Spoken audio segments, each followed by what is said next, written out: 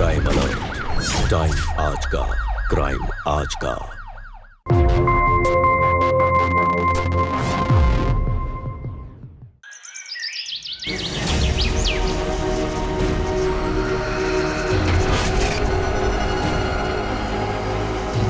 चिराग, चिराग, चिराग,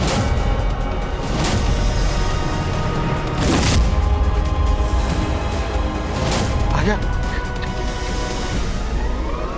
चिराग,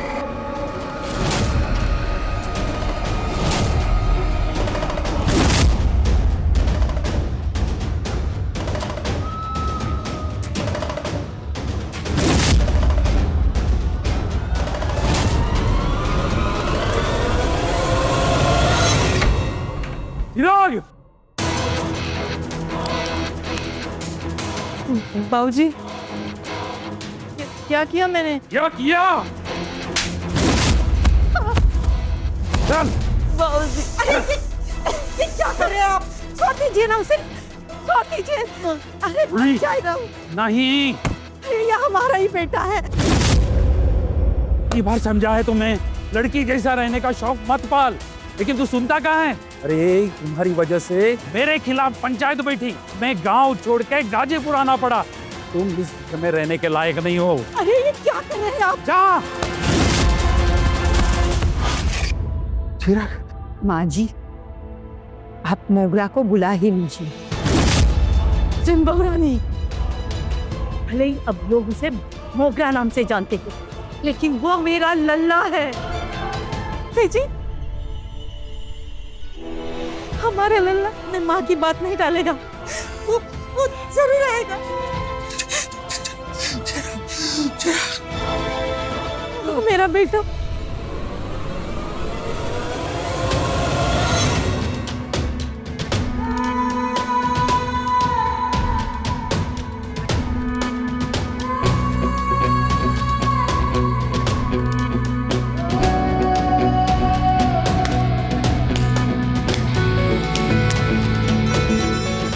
अम्मा दरवाजा खोल, अम्मा तेरे घर खुशखबरी है।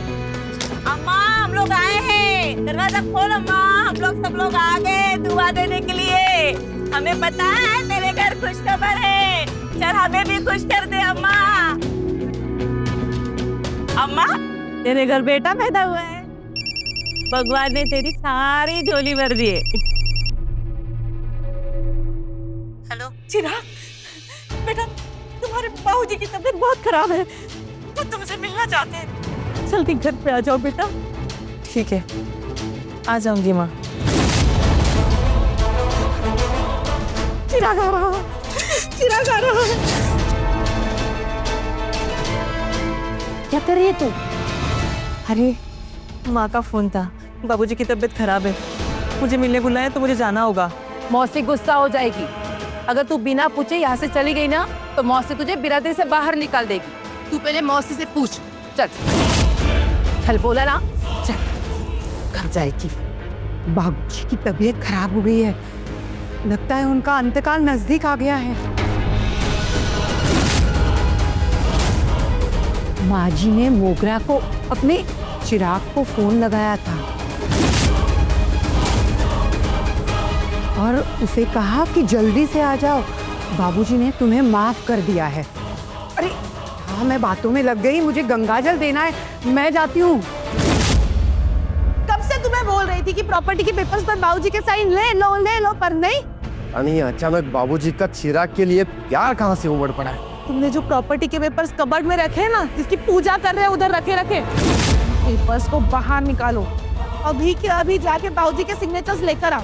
मैं जाता हूँ।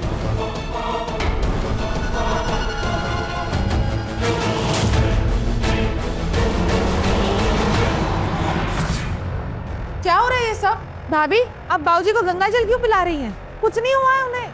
और वाह, तुमने चिराग को फोन किया था?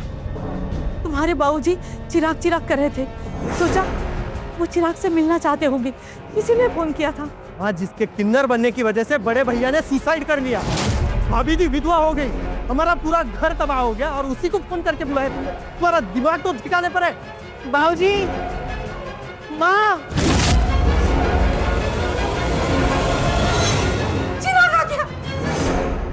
ये पकड़ो, मैं देखता हूँ। बेटा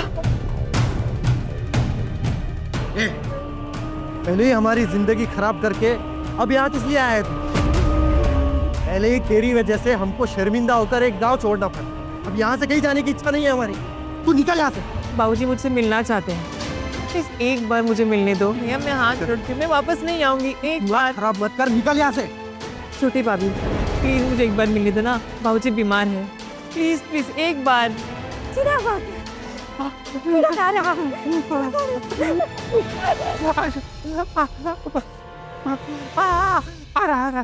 ये ऐसे नहीं माने, इसको धक्के मारकर घर से निकालना पड़ेगा। चल देख, चल निकल। प्रवचन नहीं करना है। चल निकल।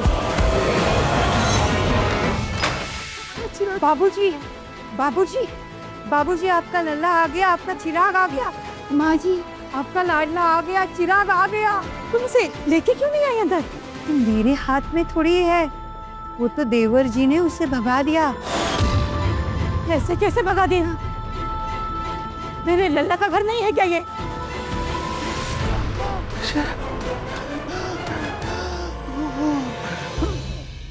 किस अधिकार से तूने उसे घर से बाहर कर दिया? तेरे बाबूजी एक बार अपने बेटे से मिलना चाहते थे। बुरे से बुरा आदमी भी मरने वाले की आखिरी इच्छा पूरी करता है। मगर तेरे बाबूजी को कुछ हो गया और वो चिराग से बगैर मिले चले गए। मैं तुझे कभी माफ नहीं करूंगी। माँ जी, माँ जी, सब कुछ खत्म हो गया। मेरे बाबूजी हमको छोड़कर चले गए।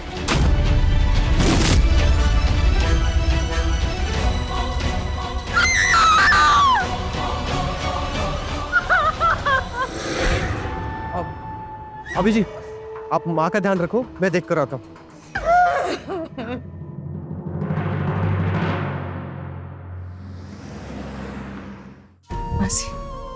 बस अब बाबूजी को बताओ ना कि हमने ये जानबूझ के नहीं चुना है।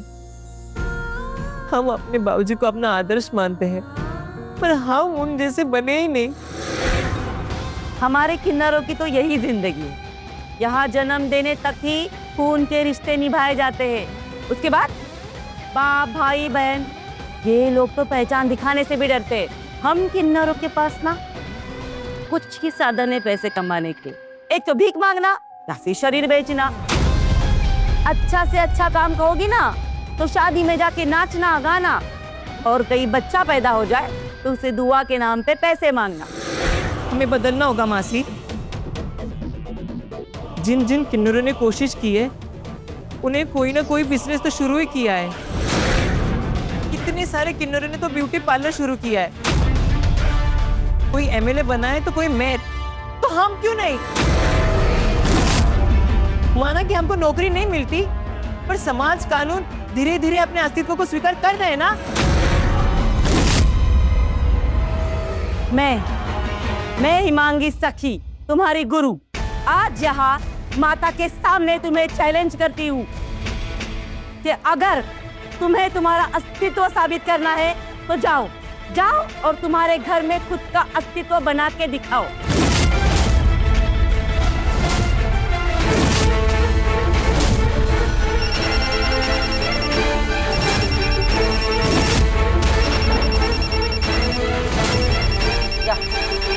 जा फोन उठा, बात कर माँ से और बोल उसे कि मुझे मेरे बाप का नाम दे।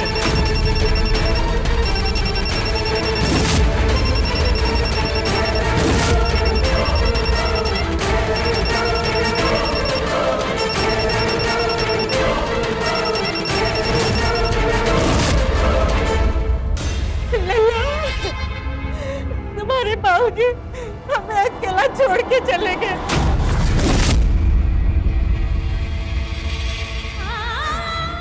वो तुमसे मिलने के लिए बहुत तड़प रहे थे बेटा।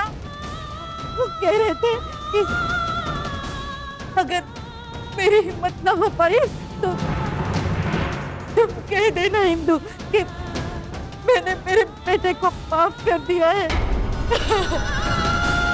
राजा बेटा। हाँ?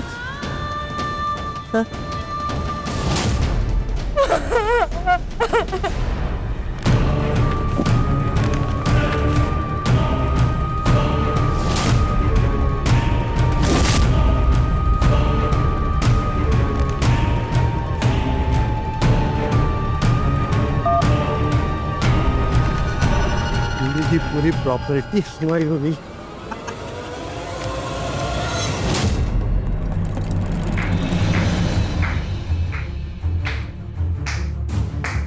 भाभी, भाभी आप यहाँ? अरे खुश होकर क्या करोगे? कैसे साबित करोगे कि अंगूठा बाबूजी ने ही लगाया है? विटनेस तो चाहिए। मैं तो विटनेस बन सकती, लेकिन मेरा नाम कहाँ है कागज पे? तो मैं तुम दोनों के लिए परेशानी क्यों उठाऊं? तुम्हारा नाम क्यों होगा इस पे? बिल्कुल सही बोल रहे। हमारा नाम मत डालो। हाँ, एक बार ना ये वीडियो देखो।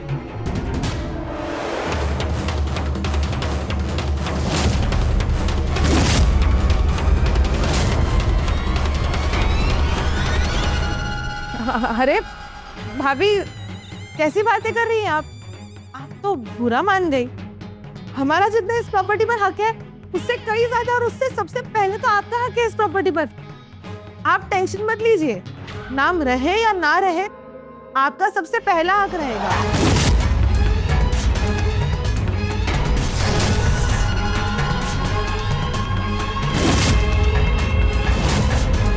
फाड़ दिया। हाँ? अब जो भी कागज बनेंगे उस पे तुम्हारा भी नाम हो। ये बात तो ठीक है, लेकिन सारी प्रॉपर्टी बाबूजी ने माँ जी के नाम कर दी है। क्या? क्या, कब? इसके लिए वक्त नहीं है हमारे पास। विल है वो। हाँ, अरे तो उस विल की कॉपी माँ के पास होगी, हमें वो विल चाहिए। आखिर आपने अपनी जिद पूरी कर ही ली। मेरे लल्ला से बगैर मिले चले गए। क्यों किया आपने ऐसा? क्यों किया? माँ,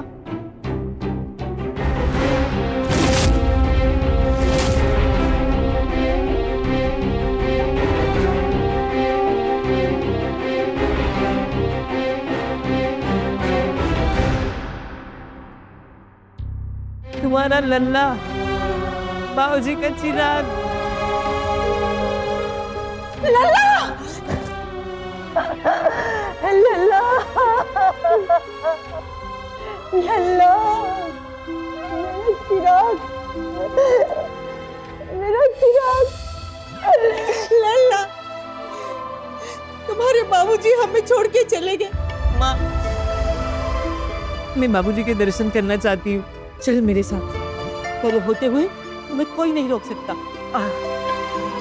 ए, रुको, कहाँ घुसे जा रहे हो? किन्नरों की बस्ती नहीं, हमारा घर है। जो मरा है ना वो तुम्हारा सगा है, नहीं तुम्हारी बिरादरी वाला। भैया हम ज्यादा देर नहीं रुकेंगे, बाबूजी के दर्शन लेके तुरंत चले जाएंगे। अरे एक कदम आगे बढ़ा के तो दिखाएं। एक एक की टांगे ना तोड़ दी तो मेरा नाम भी रंजीत तिवारी नहीं है।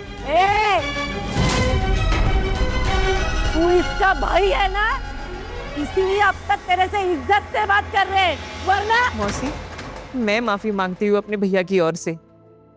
अब शांत हो जाओ।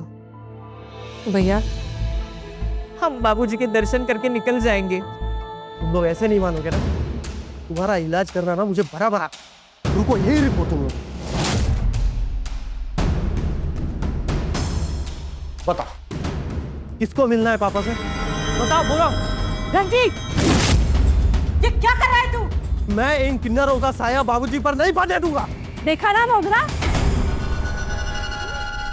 मैंने तुम्हें पहले ही कहा था, हम किन्नरों का कोई अस्तित्व नहीं होता।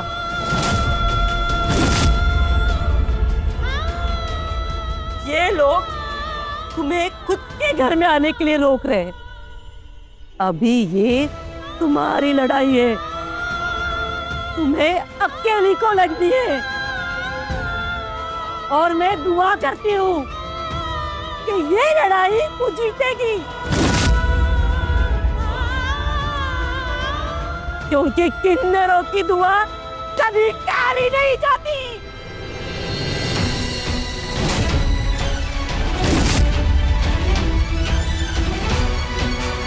चल चंपा।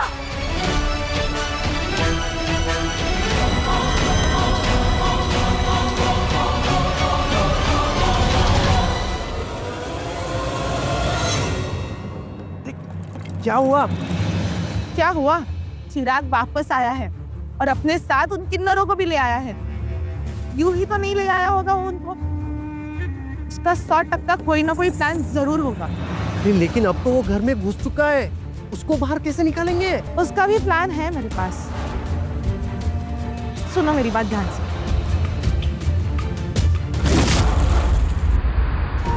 बाबूजी, आप ऐसा क्यों चले गए बाबूजी? चिराग मेरा बेटा है, ये सुनने के लिए मेरे कान कब से तरस रहे थे बाबूजी। उठिए ना और कहिए ना कि मैं आप ही का बेटा हूँ। वाह, जाओ, मुझे बात करनी। क्या हुआ बेटा? हाँ, बाबूजी ने जो व्हील बनाई है मुझे देखनी है। मेरे पास कोई व्हील नहीं है। मैं जानता हूँ बाबूजी ने व्हील बनाई है और तुम्हारे पास है। रंजीत, मेरे पास कोई व्हील नहीं है। अभी दिखाती हूँ।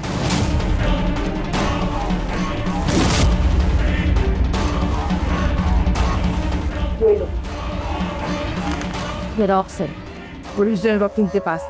मुझे नहीं बताया इन्होंने कभी इस व्हील के बारे में। वाह माँ वाह, बहुत बढ़िया। सब कुछ खुद के नाम पे कर लिया तूने। हाँ, बाबूजी के कंधे से कंधा मिलाकर बिजनेस मैंने बढ़ाया है। जब बाबूजी बीमार भी थे ना, घर मैंने चलाया है। आज जो पकवान ठूसते हो ना, वो मेरी मेहनत है। और तूने सब खुद के नाम पे कर लिया है ना? क्या सोचा तुमने? ये सब कुछ इस किन्नर के नाम पे करके तू चली जाएगी, है ना? मैं इस व्हील के बारे में कुछ नहीं जानती रंजीत। और अगर तुम्हारे बाबूजी मेरे नाम पे ये सब करके गए हैं, तो भी मेरे बाद ये तुम दोनों का ही है ना? नहीं नहीं नहीं नहीं, दोनों का नहीं होगा। सब कुछ मेरा होगा, अकेले का हो। मेरे लिए मेरे दोनों बेटे समान हैं। और मैं मेरे चिराग को उसका हक दिलवा के ही रहूं। मुझे कुछ नहीं चाहिए माँ, मुझे कुछ नहीं चाहिए। बाबूजी के शरीर की विटंबना तो मत करो। मैं तुम दोनों के सामने हाथ जोड़ती हूँ, दे दो सब भैया को। देखा, ये होता है बेटा। तुम्हें बेटा कहने में भी शर्म आ रही है मुझे। देखो, तुम लोग ना कान खोल के सुन लो। जब तक ये प्रॉपर्टी का डिसीजन नहीं होता, बाबूजी का अंतिम संस्कार नहीं हो। Full and final. चलो बोलो।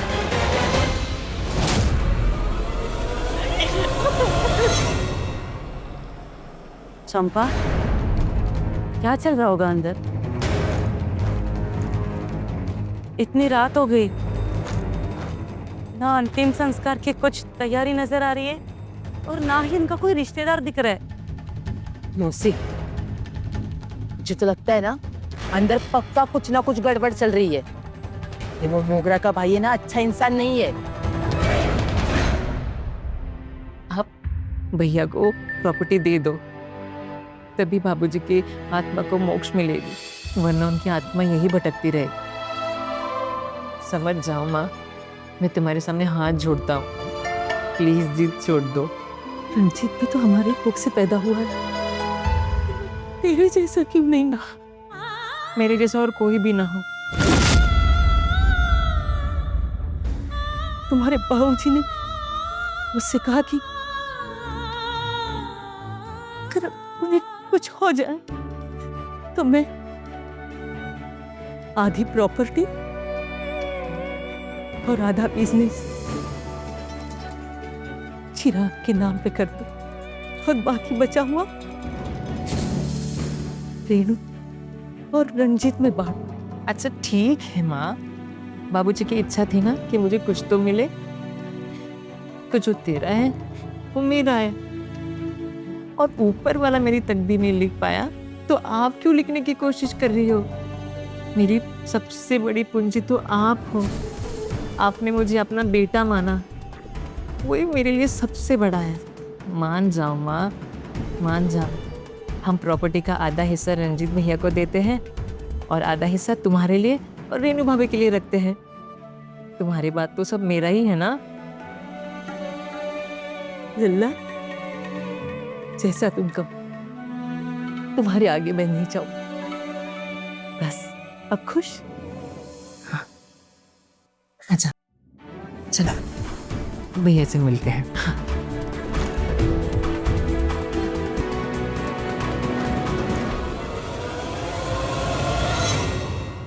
भैया, भैया देखो, माँ राजी हो गई है। मुझे कुछ नहीं चाहिए। मैं यहाँ आऊंगी कि नहीं ये मुझे भी नहीं पता। मैंने और माँ ने तय किया है, बिजनेस का आधा हिस्सा हम तुमको दे देंगे और बचे हुए आधे में 2 हिस्से होंगे, एक माँ के लिए और एक बड़ी भाभी के लिए। देवर जी, अगर आपके भैया जिंदा होते तो ऐसी नौबत ही नहीं आती। और मुझे प्रॉपर्टी में हिस्सा नहीं चाहिए, आप सब माँ जी के नाम कर दो। मैं यहाँ से कहाँ जाने वाली हूँ? मैं अकेली तो हूँ, ना मेरा कोई बच्चा है, ना मेरा पति जिंदा है। पति नहीं है ना भाभी जी, उसका रीजन भी यही है, चिराग। क्या बोल रही हो बहुरानी? गलत क्या बोला माँ जी मैंने? बड़े भाई साहब को बच्चा नहीं हो रहा था, सब लोगों को लग रहा था कि ये भी चिराग जैसे तो नहीं। अब एक मर्द को तुम ना मर्द बोलोगे तो कैसे जी पाएगा भला वो? कर लिया उन्होंने सुसाइड।